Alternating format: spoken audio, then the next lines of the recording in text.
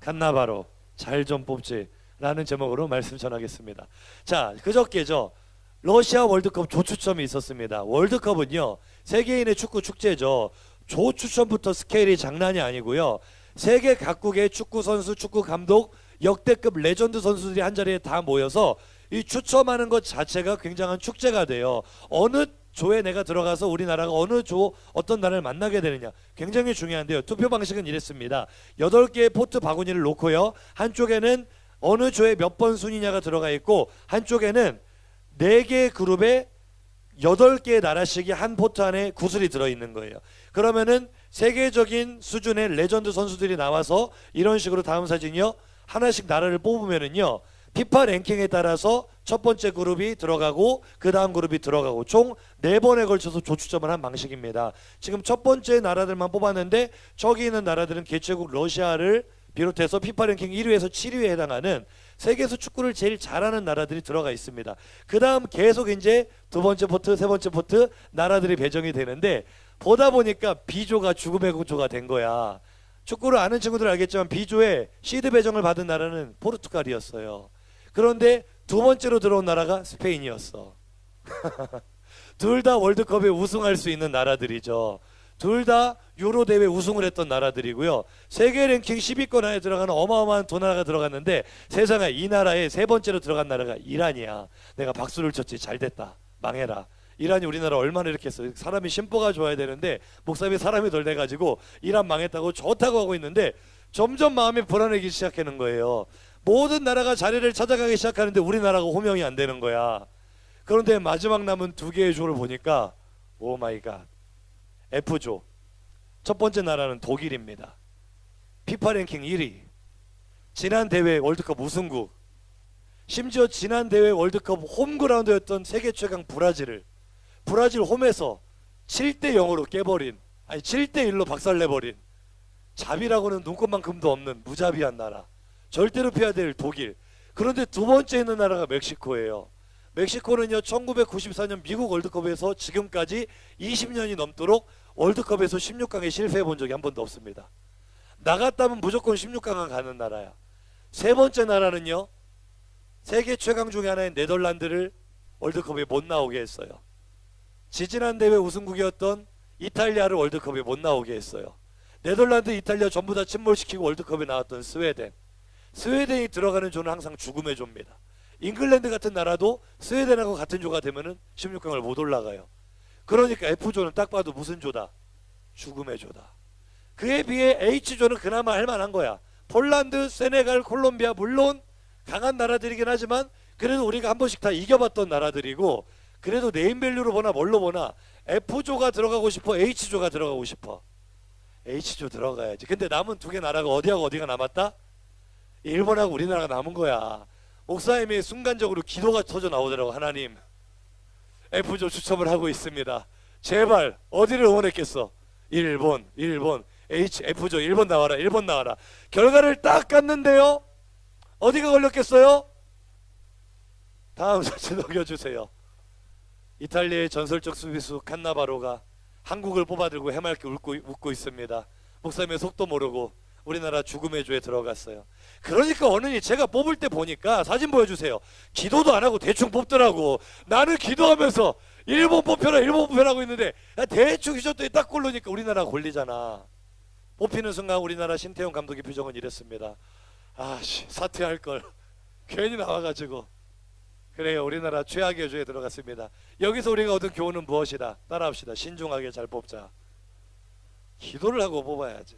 그런데요, 우스갯소리로 시작을 했지만, 랜덤으로 뽑히는 추첨이 어쩔 수 없다고 치더라도 오늘 교회 일꾼을 뽑는 이 투표는 랜덤이 아니잖아요. 우리의 손으로 뽑는 투표잖아요.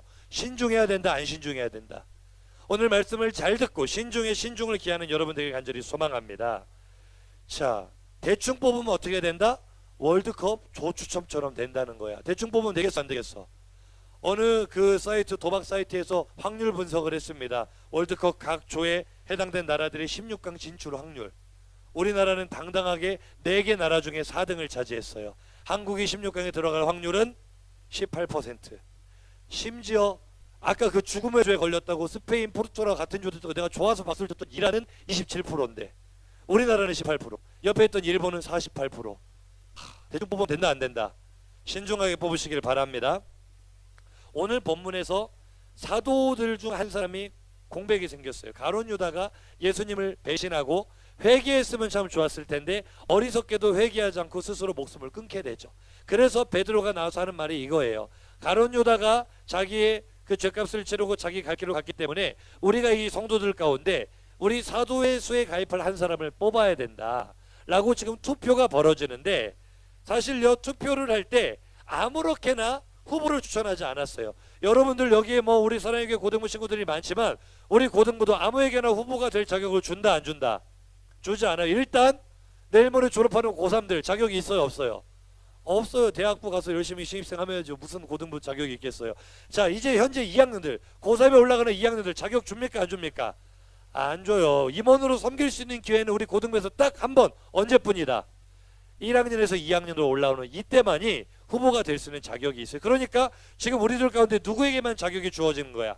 1학년들에게만 자격이 주어지는 거야. 그런데 1학년에게 다 자격을 주는 게 아닙니다. 오늘 본문도 보니까 자격이 있는데 오늘 본문 21절 22절 한번 읽어봅시다. 시작.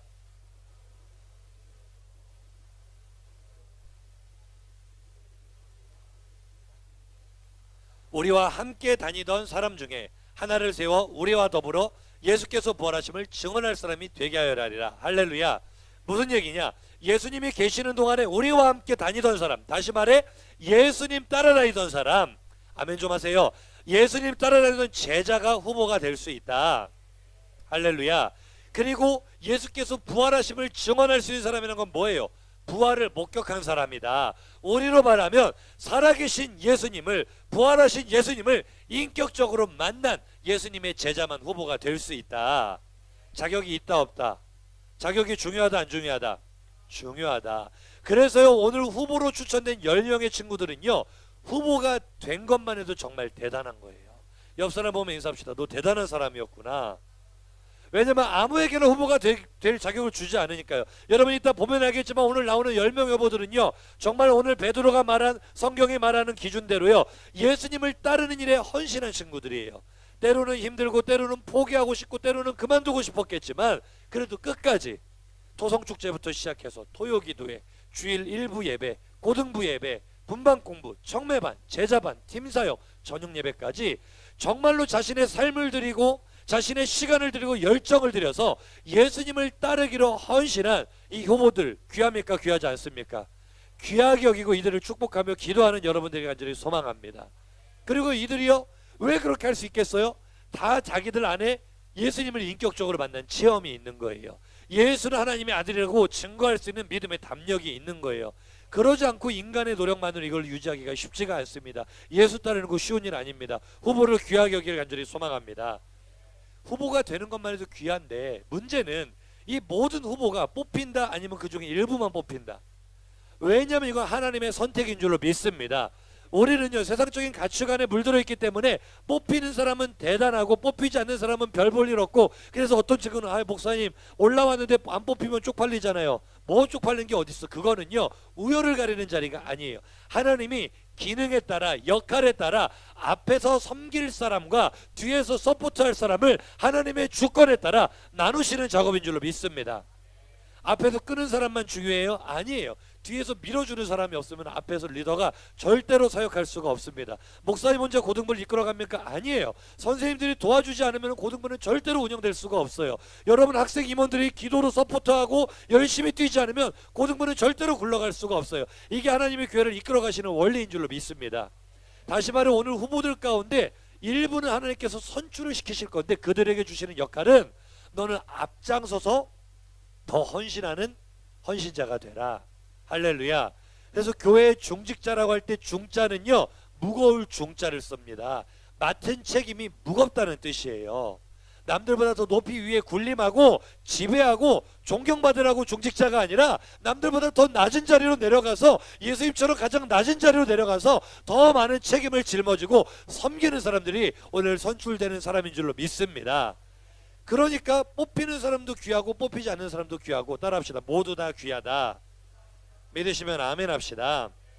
그런데 그 뽑는 기준은 그러면 어떻게 해야 되는가? 10사람이 전부 다 귀한데 우리가 누구에게 투표를 해야 되는가? 기준이 쉽다 어렵다? 어렵잖아요. 그래서 오늘 본문을 따라 우리가 선택하기를 원하는데요. 오늘 본문 24절에서 25절입니다. 크게 읽어봅시다. 시작. 그들이 기도하여 이르되 무사람의 마음을 아시는 주여, 이 두 사람 중에 누가 주님께 택하신 바 되어 봉사와 및 사도의 직무를 대신할 자인지를 보이시옵소서. 유다는 이 직무를 버리고 제 곳으로 갔나이다 하고. 할렐루야. 자, 여러분 이 본문을 잘 한번 보세요. 이들이 자기의 생각대로 뽑고 있습니까? 아니면 아무 생각 없이 마음 가는 대로 갓나버릇처럼 뽑고 있습니까? 아니면 선택권을 누구에게 맡기고 있어요? 하나님께 선택권을 맡겨드리는 것. 이것이 교회의 일꾼을 뽑는 가장 중요한 원리인 줄로 믿습니다. 그래요. 오늘 10명 후보 중에 여러분하고 친한 사람이 있을 수 있어요. 나랑 같은 분반이 있을 수 있고요. 나랑 같은 학교가 있을 수 있고요. 나하고 뭔가 연결되는 관계가 있을 수가 있어요. 그런데 사도들은요 그렇게 뽑지 않았어요. 왜냐면은요 오늘 후보로 추천된 두 사람이 있는데 두 사람이 누구누구인지 한번 봅시다. 다음 본문 23절 한번 읽어봅시다. 시작. 그들이 두 사람을 내세우니 하나는 바사바라고도 하고 별명은 유스라고 하는 요셉, 하나는 마띠아. 화면 띄워놓고요. 여러분 요셉과 마띠아 두 사람이 후보가 됐는데요. 여러분이 본문을 보니까 누가 더 인지도가 있어 보여요? 왜 요셉이 더 인지도가 있어 보여요? 수식어가 많아요. 이름이 많아요. 그만큼 사람에게 잘 알려졌다 안 알려졌다? 알려지고. 야 그 있잖아 왜 그 하마 닮아가지고 드럼치는 그 별명은 하마라고도 하는 그 혜윤이 있잖아. 이렇게 설명하는 사람하고 윤진호 누가 더 유명해 보여요? 누가 더 유명해 보여? 혜윤이가 훨씬 유명해 보이는 거야. 사람들이 알만한 것으로 바사바라고도 하고 어떤 학자들은 이거를 바나바가 아닐까라고 추정하기도 해요. 어쨌거나 바사바라고도 하고 유스두라고도 불리는 요셉이라는 사람, 인지도가 있는 사람과 마띠아는 아무 설명이 없어요. 말하자면 그들 가운데 무명의 신앙이었을 거라고요. 그런데 결과가 어떻게 됐습니까? 결과 오늘 본문 26절이요. 시작. 제비 뽑아 마띠아를 얻으니 그가 11사도의 수에 들어가니라. 할렐루야. 사람의 생각대로 뽑았다면 당연히 누가 뽑혔을 것 같은데? 요셉이 뽑혔을 것 같은데 그들이 하나님의 뜻에 맡겼더니 인간의 기대하는 다른 결과가 나오는 것, 그것이 하나님의 일꾼을 뽑는 방법인 줄 믿습니다. 유명한 사람 뽑지 말아라, 알려진 사람 뽑지 말아라, 그런 의미가 아니에요. 마음에 감동되는 대로 뽑아야 되겠지만 오늘 이 말씀을 듣고 이제 임원 투표할 건데요, 투표에 임하는 여러분들의 마음 자세를 목사님이 권면하는 겁니다. 절대 나하고 친하다고 뽑으면 안 됩니다. 절대 그냥 성격 좋아 보인다 그렇게 쉽게 뽑으면 안 돼요. 갓나버러가 생각 없이 뽑았다가 우리나라 어디 들어갔다? 죽음의 죄에 들어간 것처럼 우리 고등부가 정말 힘들어질 수 있어요. 대통령 한번 잘못 뽑으면, 지도자 한번 잘못 뽑으면 얼마나 고생 많이 합니까? 마찬가지로 오늘 여러분이 투표하기 전에 전부 다 기도해야 돼. 이제 우리 결단송 부르고 기도할 건데 이렇게 기도했으면 좋겠습니다. 하나님, 정말로 내 생각대로 뽑는 것이 아니라 하나님이 기뻐하시는 사람 뽑기를 원합니다. 기준은 딱 이겁니다. 사도행전 6장 3절이요. 읽어봅니다. 사도행전 6장 3절 시작. 형제들아, 너희 가운데서 성령과 지혜가 충만하여 칭찬받는 사람 7을 택하라. 우리가 이 일을 그들에게 맡겨. 할렐루야. 유명한 사람 뽑지 마세요. 내가 잘하는 사람 뽑지 마세요. 성령과 지혜가 충만한 사람 뽑아야 합니다. 하나님을 기쁘시게 하는 사람 뽑아야 됩니다. 로마서 14장 18절 보니까 첫 번째는요, 이로써 그리스도를 섬기는 자는, 첫 번째가 뭐야? 하나님을 기쁘시게 하는, 나를 기쁘게 하는 사람 뽑지 말고요, 저 사람은 내가 1년 동안 지켜봤는데 정말 신실해, 잘 알려지지는 않았지만 별로 그렇게 성격이 쾌활해서 앞장서서 뭔가를 하지는 않았지만 내가 볼 때마다 저 친구는 항상 기도하는 자리에 있었어. 저 친구는 항상 구조일을 도맡아 하는 자리에 있었어. 저 사람이라면 하나님을 기쁘시게 할 거야. 여러분, 그 사람에게 한 표를 던지는 것이 하나님을 기쁘시게 하는 일일 줄로 믿습니다. 내가 볼 때 저 사람은 쾌활해 보이고 정말 성격도 좋아 보이고 앞장서서 많은 일을 해 보이고 많이 알려졌지만 그래도 그보다 더 신실하게 굳은 자리, 기도의 자리, 의리의 자리 머무는 사람이 있다면 그 사람이 하나님이 기뻐하시는 사람일 수가 있어요. 그 다음 기준은 사람에게도 칭찬을 받느니라. 우리의 눈으로 볼 때도 야, 저 친구는 정말 인격이 예수님 닮아가는 사람 같아. 저 친구는 교회에서뿐만 아니라 학교에서도 내가 봤는데 정말 욕 한마디도 안 하더라. 저 친구는 다른 친구들 선생님 뒷담할 때도 거기 어울리지 않더라. 저 친구 인격 괜찮아. 사람에게도 칭찬받을 만해. 이런 사람을 뽑는 것이 우리의 일꾼 선택의 기준이 되기를 간절히 소망합니다. 오늘 소견 반표를 들을 때 하나님께서 이 사람이다라는 감동을 주실 줄로 믿습니다. 말씀을 마칠게요. 월드컵 조추첨에서 칸나바로가 기도도 안 하고 자기 마음대로 뽑았더니 5천만 대한민국이 탄식했습니다. 아, 주여, 오늘 여러분이 기도도 하지 않고 자기 마음대로 아무렇게나 투표를 하게 되면 하나님께서 탄식하실 겁니다. 잘 좀 뽑지. 목사님 칸나바로가 미워지더라고. 잘 좀 뽑지. 여러분, 하나님 보실 때 하나님을 시원하게 드리는 그런 거룩한 한 표를 행사하는 여러분들에게 간절히 축복합니다.